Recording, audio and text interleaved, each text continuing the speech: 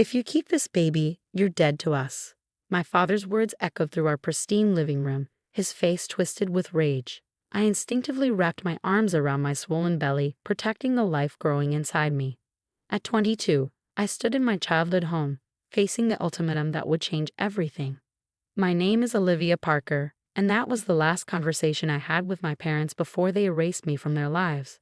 The prestigious Parker family couldn't handle the scandal of their unmarried daughter choosing to be a single mother. My ex-boyfriend had disappeared the moment I told him I was pregnant, and my parents expected me to handle the situation quietly, their euphemism for termination.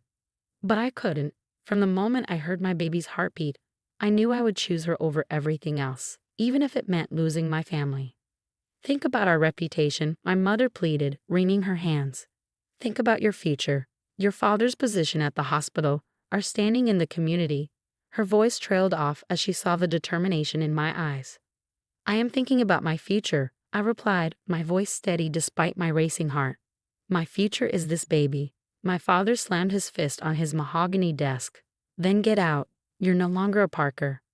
We'll tell everyone you died in an accident abroad. It's better than the shame you're bringing to this family." I remember walking out of that house, my small suitcase rolling behind me, containing whatever I could quickly pack. The perfectly manicured lawn, the imported flowers in their precise rows, the golden afternoon light catching on the windows. Everything looked the same, but nothing would ever be the same again. My best friend Emma took me in without hesitation. "You can stay as long as you need," she said, helping me settle into her spare room. "Your parents are insane if they think you'll go through this alone." The next few months were a blur of doctor's appointments, job hunting, and trying to build a new life from scratch. I found work as a virtual assistant, something I could do from home while pregnant. Emma's support was unwavering, but the absence of my family felt like a physical ache. The day Lily was born was both the happiest and loneliest day of my life. As I held my daughter for the first time, her tiny fingers wrapping around mine, I knew I'd made the right choice. But part of me still wished my mother was there, that my father would burst through the door with balloons and stuffed animals, proud to be a grandfather. Instead, Emma was my birth partner, holding my hand through every contraction. When she took pictures of Lily's first moments, I couldn't help but think about how these photos would never make it into my family's albums. Through mutual friends, I heard that my parents had indeed told everyone I died in a hiking accident in New Zealand. They even held a small private ceremony, though there was no body to bury. The story spread through our social circles, and soon I started receiving condolence messages from old friends who believed I was dead. I focused on Lily, on building our life together. We moved into a small apartment, and I expanded my virtual assistant business into a successful online management company. Every milestone Lily hit, her first smile, first word, first steps, I documented carefully, creating our own family history to replace the one I lost. Then, 3 years later, Emma burst into my apartment, her face flushed with disbelief. "You won't believe this," she said, thrusting her phone at me. "Your parents are holding a memorial service. A proper one, with a headstone and everything. They're saying it's time to properly lay you to rest now that they've processed their grief." I stared at the invitation on her screen. Sure enough, there it was, a memorial service for Olivia Grace Parker, beloved daughter, taken too soon. The irony was almost laughable. They were literally burying the daughter they'd chosen to declare dead, all to maintain their precious image. "You have to go," Emma said, her eyes sparkling with mischief. "Show them you're very much alive and thriving." I looked at Lily, playing with her blocks on the floor, her dark curls falling into her eyes that looked just like mine.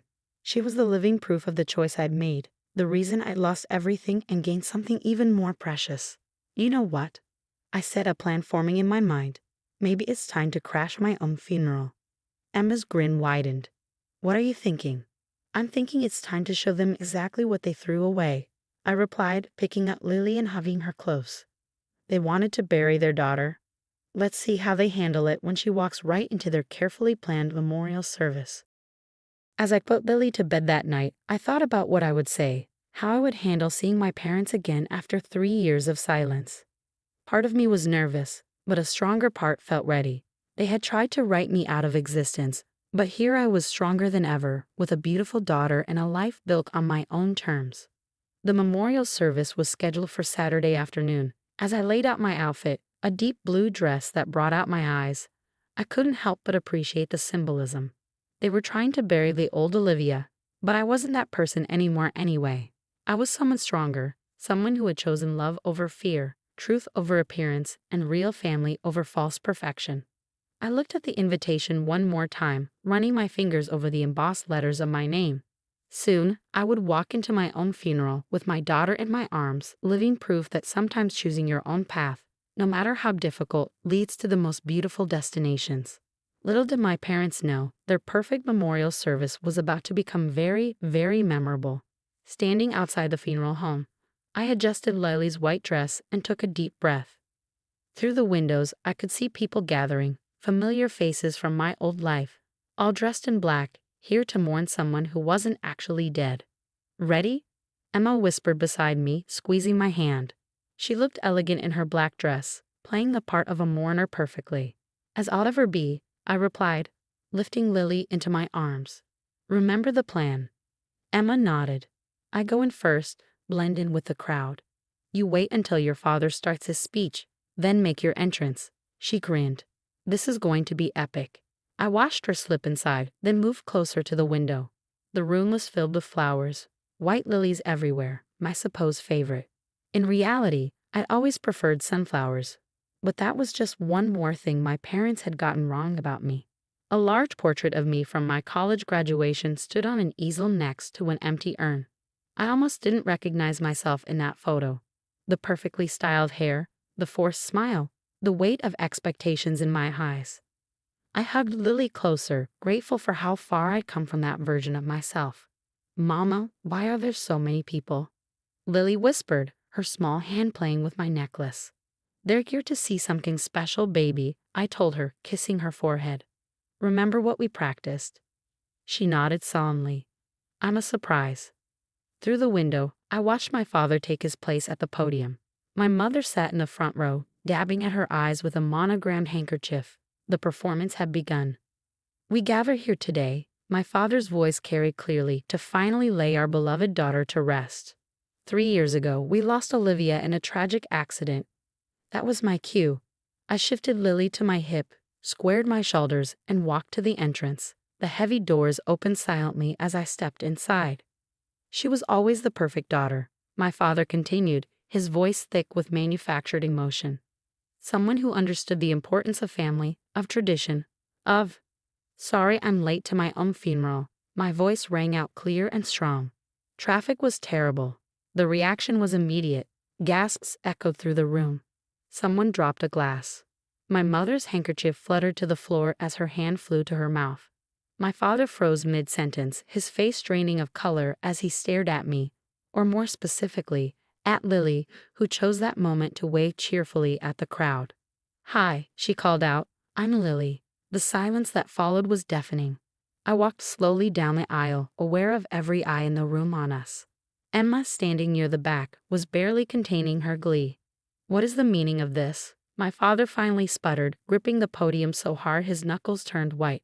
"Well, I heard you were holding a memorial service for me," I said, my voice carrying clearly through the stunned silence. "I thought it would be rude not to attend, although I have to say the white lilies are a bit much. I always preferred sunflowers." "Olivia," my mother's voice was barely a whisper. She stood up, swaying slightly. "But how? How am I alive?" "Well, that's simple. I never died. You just wish I had." I shifted Lily in my arms. "Everyone, I'd like you to meet my daughter, Lily, the reason I was declared dead 3 years ago." Murmurs rippled through the crowd. I recognized faces from my past. My parents' friends, colleagues, people who had sent me birthday cards and graduation gifts. All of them manipulated into believing I was dead. "This is inappropriate," my father announced, trying to regain control. "Please, everyone."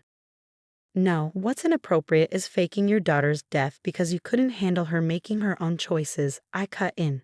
"What's inappropriate is lying to everyone here because you cared more about your reputation than your own grandchild." Lily, sensing the tension, wrapped her arms tighter around my neck. "Mama," she whispered, loud enough for the front rows to hear. "Are these the mean people who made you sad?" More gasps. My mother sank back into her chair, her face ashen. My father looked like he might explode. You need to leave, he growled, stepping down from the podium. You're ruining everything. Ruining what, Dad? Your perfectly crafted lie? The story you told everyone about your tragic loss? I stood my ground as he approached. I think these people deserve to know the truth. That you didn't lose a daughter, you threw one away. Is this true, Henry? A voice called from the crowd. I recognized Mrs. Thompson, my mother's oldest friend. Did you lie about Olivia's death? The facade was crumbling. I could see it in my father's face, in the way my mother couldn't meet anyone's eyes. The perfect image they'd worked so hard to maintain was shattering around them.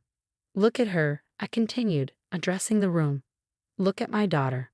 The grandchild they never wanted to meet. The reason they erased me from their lives. Was she worth throwing away your daughter for? Lily, as if on cue, gave everyone her brightest smile, the same smile that lit up my world every morning. I saw several people in the crowd knelt at the sight of her, while others looked at my parents with growing horror. I think, Emma spoke up from the back, this memorial service just turned into a celebration. Olivia isn't dead.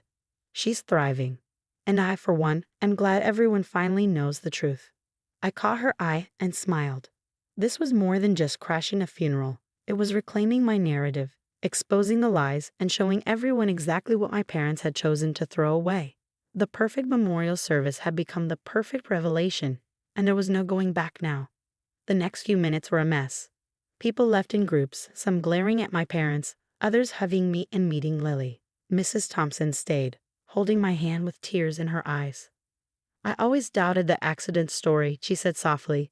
You look amazing, dear, and your daughter is beautiful. My mother sat frozen while my father stood in the corner, angrily whispering into his phone. The memorial had fallen apart, but that was fine because the truth had finally come out. Mama, can we go home now?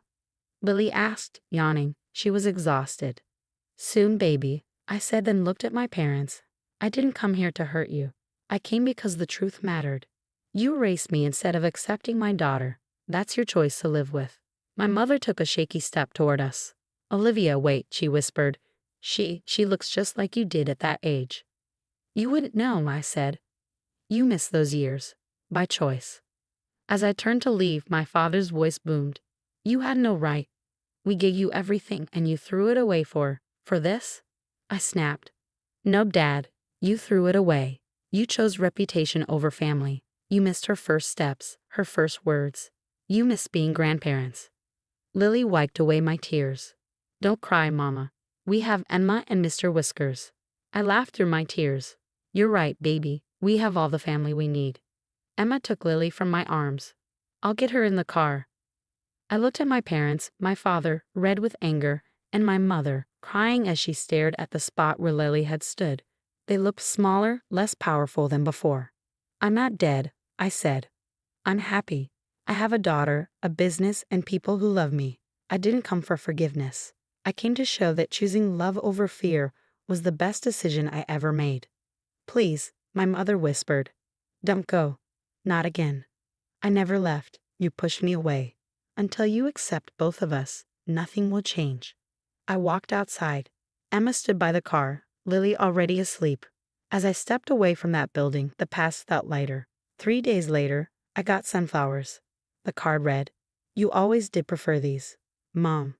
A week later, an email came from my father's private account. A picture of me at 3, holding a stuffed rabbit. The message, Lily looks just like you. I was wrong. They weren't grand gestures, just small cracks in the wall they had built.